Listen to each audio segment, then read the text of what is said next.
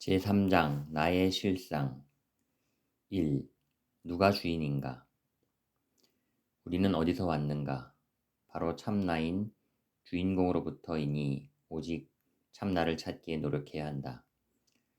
참나가 이날까지 같이 하여 왔고 이날까지 같이 돌아왔는데도 그것을 모르니까 그 모든 것이 참나에서 비롯되었음을 발견하라 하는 것이다. 육신은 참나에서 나타난 싹, 잎사귀, 가지와 같은 것이라 뿌리를 놓아두고 어찌 가지나 잎사귀를 자기라 할 것인가. 그 뿌리를 알라. 먼저 나를 잘 알지 않으면 안 된다. 나는 누구인가? 나는 무엇인가? 하는 문제는 아주 중요하다. 왜냐하면 중생의 본래 성품은 원만하고 공적하여 태어난다든지 죽는다든지 하는 어느 한편에 기울어지는 법이 없으나 중생의 실제 생활을 보면 삼독심에 물들어 마침내는 생사의 윤회를 벗어나지 못하기 때문이다. 그러므로 본래로 원망공적한 참 성품이 부족해 있다는 이 문제가 풀릴 것 같으면 불법의 참맛을 알았다고 할 수 있다. 나야 그냥 나이지 무엇겠느냐 싶을지도 모르나 그렇게 간단한 문제가 아니다. 나는 어디서 왔는가? 부모로부터 왔다는 것은 부모의 정자와 난자의 결합에 의해 형성되었다는 뜻인데 나는 그런 물질적 결합일 뿐인가? 아니다. 그러한 나가 아닌 진정한 나가 있다. 그것은 어디서 왔을까? 그 수학을 풀어야 한다. 만약에 내가 없다면 태초가 어디 있으며 우주가 어디에 있으며 현상계는 어디 있다고 하겠는가? 도무지 실감이 나지 않을 것이다. 내가 없다면 부처도 불법도 또한 그러할 것이니 먼저 자신을 알라고 하는 것이다. 내가 세상에 나고서 세상은 벌어졌다. 나로부터 이 세상이 생겼고 나로부터 가정이 생겼고 나로부터 상대가 생겼으니 내가 나오면서 이 세상 우주 전체가 벌어진 것이다. 나를 빼놓고 무엇을 이 세상이라 하며 무엇을 진리라 하며 무엇을 가르침이라 하겠는가? 그러므로 나의 참모습, 진짜 자기의 뿌리와 씨를 알아야 한다. 보고 듣고 앉고 서고 말하고 어느 때 어느 곳에서든 소소영령하게 응대하는 이것이 무엇인가? 내가 이 세상에 나왔기에 일체 만법이 나로 인해서 들고 나며 상대성 원리로서 돌아가는 것이지 내가 없다면 아무것도 없다. 그러므로 자나 깨나 앉으나 서나 일을 할 때나 쉴 때나 주인공이 있어 그렇게 하는 것인 줄을 알아야 한다. 천상천하 유아독존이라 함은 한마음으로 하나가 나왔으니 독존이요 나로부터 벌어졌으니 유아독존인 것이다. 개별적인 나로서의 독존이 아니라 한마음으로 묶어 나 하나가 나왔으니 독존이요 나 나온 것 모두를 합해서 독존이다. 그 무엇이 싹을 틔워서 지금의 내가 되었는가? 나를 싹 틔운 그는 누구인가? 곧 참나 주인공이다. 그럼에도 중생은 그 씨앗을 잊고서 지금의 나에게만 매달리기 때문에 온갖 고에 휘말리는 것이다. 그렇다고 과거의 씨를 찾아야 하는 것은 아니다. 그 최초의 씨앗은 지금 이제 나로 형성되어 있기 때문이다. 나에게서 열매가 연그렀다면 그 열매는 곧 처음의 씨앗과 다르지 않으니 지금의 나 속에서 참나를 찾아야 한다. 자기로부터 우주의 근본이 나오므로 자기를 알아야 한다. 우주에 어떠한 작용이 위대하다 할지라도 지구를 집어삼킬 힘이 있다 할지라도 자그마한 자기의 내놓을 수 없는 마음의 근본보다 더할 것이 없다. 광대하고 적적하면서도 신령함이 내 안에 남김없이 깃들어 있으니 내 안에 불씨 하나가 온 우주를 다 감싸고도 남는다 할 것이다. 사람의 뿌리는 모습이 없어 알기가 어렵다고 한다. 그러나 나무의 뿌리는 보이지 않지만 누구도 그 뿌리가 있는 것을 부인하지 않는다. 근본이 보이지 않는다 하여 자기의 뿌리가 없다고 단정할 수 있는 것인가? 목수는 자기 마음대로 집을 설계하여 짓지만 인간은 그렇게 하지를 못한다. 마음먹은 대로 자식을 낳지는 못한다. 어떤 부모라도 목수가 집을 설계하듯 그렇게 자식을 만들지는 못한다. 그렇다면 나는 누가 설계한 것인가? 도대체 나는 누구인가? 우리는 이러한 의문이 제기하는 삶의 비밀을 알지 않으면 안 된다.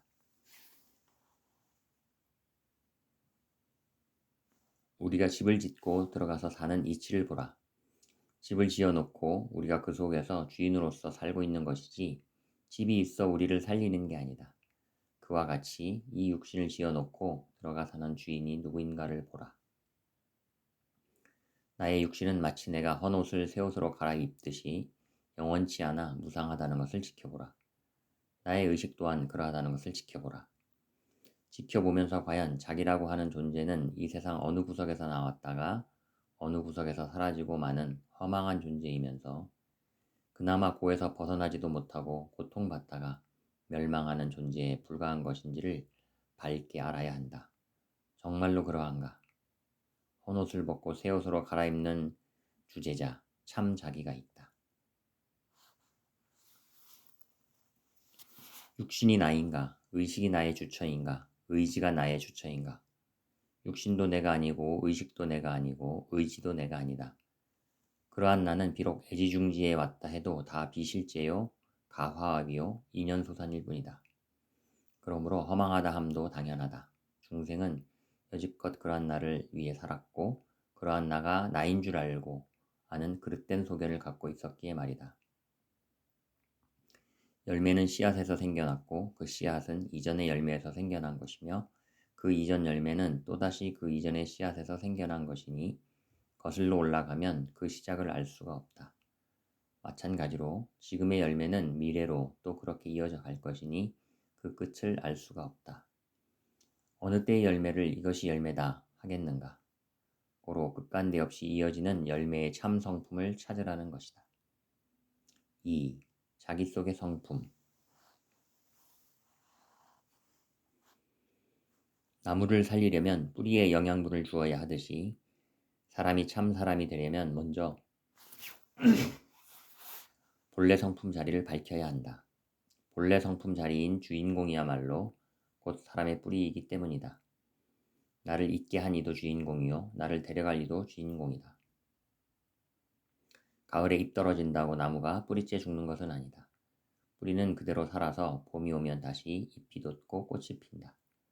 나무가 그러한 자기 뿌리를 보지 못하듯 인간도 제 뿌리를 보지 못한다.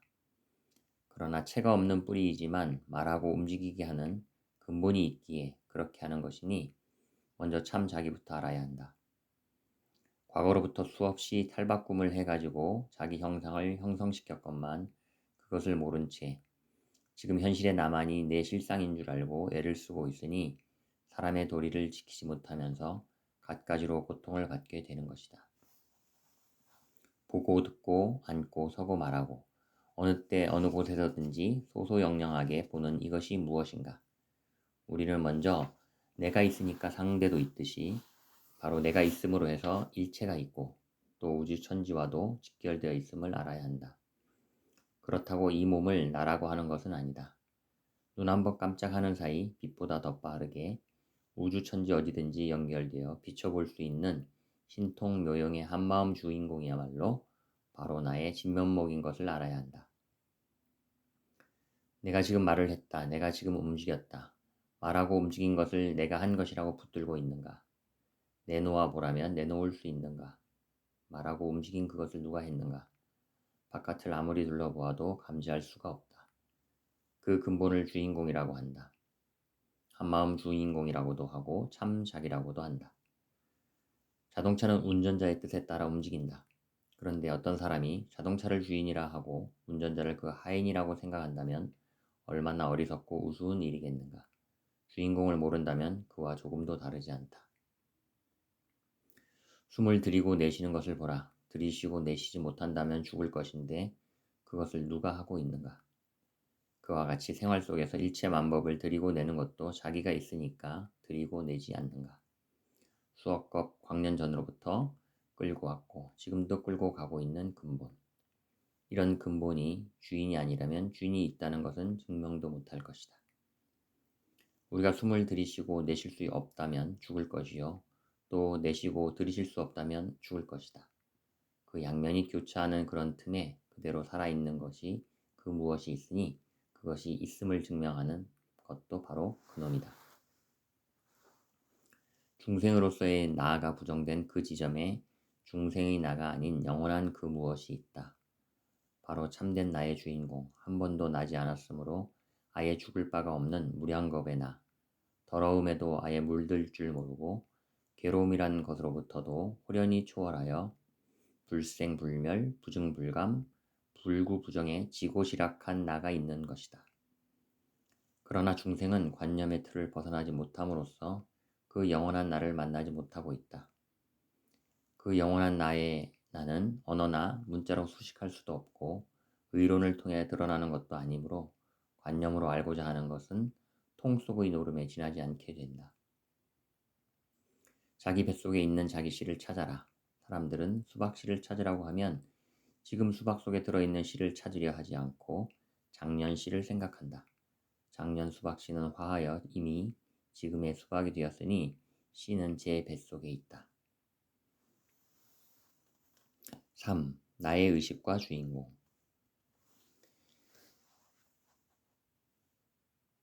나의 의식이 주인이라 한다면 이렇게 저렇게 하고 싶다 혹은 이런저런 일들이 성사되었으면 하고 바라는 일들이 뜻대로 의지대로 되어져야 한다. 그러나 뜻대로 할 수 있는가? 되어지는가? 그렇지 않다. 오히려 괴로움과 고통이 따르는 경우가 많다. 그러므로 육신과 마찬가지로 나의 의식이라는 것도 나의 진정한 주인은 아님을 알 수 있다. 그것은 진정한 나의 실체가 아니라 만들어진 환상일 뿐이다. 그런데도 중생은 그러한 나를 참나로 알아라 거기에 깊고 진한 집착을 두어 그 나를 중심으로 모든 언행을 짓고 있다. 가화합에 불과한 것을 중심에 두니 자연히 고가 따르게 되는 것이다. 우리는 노예가 되고자 태어난 것이 아니다. 사람들은 자기의 사랑심을 자기인 줄 알고 그 사랑심을 붙들고 육신과 더불어 아둥바둥 사는 경우가 많다. 그러한 나 말고 진정한 나, 주인공이 있음에도 바로 나를 잊게 한 그 근본을 제쳐두고 나 아닌 거짓 나를 참나로 알고 있는 것이다. 미생물에서부터 끝간데없이 탈바꿈을 거듭하여 오늘의 자기가 형성되었건만 그것을 모르고 현실의 내가 바로 나인 줄 알고 급급해하니 사람의 도리조차 시키지 못하는 것이다. 사실 모든 번뇌의 씨앗은 중생으로서의 자기 사랑이 반영된 것에 지나지 않는다. 중생들의 기쁨과 슬픔, 분노와 회한, 환희 등은 모두 중생의 자기 사랑일 뿐이니 어찌 그것을 진정한 자기 사랑이라 하겠는가? 자기를 진정으로 사랑하려면 자기에게 영원한 기쁨과 만족을 주어야 할 것인데 오히려 번뇌와 고통을 안겨주고 있으니 결국은 자기를 위한다면서 자기를 저주하는 격이 아닐 수 없다. 이것이야말로 전도몽상 뒤집힌 헛꿈인 것이다. 언제부터인가 중생들은 꿈같이 뒤집힌 생각을 내게 되었다. 그것이 어둠이 되어서 본래부터 밝고 맑았던 한마음을 가리게 되었다. 그것은 마치 밝은 태양과 맑은 하늘이 구름에 가려 보이지 않게 된 것과 같다. 그리하여 중생은 태양이 없는 줄로 알아 태양을 잊었고 하늘이 어둠으로 덮인 줄 알아 맑은 하늘을 잊었다. 그러므로 중생이 돌아가야 할 곳은 본래의 부처였던 그 성품, 그 태양과 하늘이다. 지금의 내 생각과 육신은 본래의 나에게 일어난 한 점 먹장 구름인 것이다. 그러므로 스스로 나라고 믿어온 것의 실체는 없다고 하는 것이다. 그러나 아주 없어서 없는 게 아니라 어느 때의 나를 나의 실체라고 내세울 게 없으니 없다고 하는 것이다. 원래 참 나인 주인공의 성품은 영원히 밝고 청정하여 걸림이 없음에도 다만 중생심, 번뇌심, 삼독심 등의 망념으로 말미암아 가려워져 있으니 마치 맑고 밝은 하늘이 구름에 덮인 것과 같다. 그러므로 문득 바람이 일어 구름이 흩어지듯 망념이 사라진다면 주인공 성품은 그대로 여여야 할 것이다. 주인을 모르면서 환상에 불과한 나를 주인으로 알고 나의 것에 매달려 서로 다투고 애태우는 중생의 모습이 하도 측은해서 보다 못한 부처님이 나오신 것이다. 공한 자리를 바로 알아야 한다. 거짓 나가 주인공 앞을 막아서 있다. 흔히 세상 사람들은 자신을 믿는다 하면서 참다운 자기가 아닌 중생심, 이기심, 자만심에 빠진 자기를 믿고 있으니 참나가 드러나지 않는 것이다.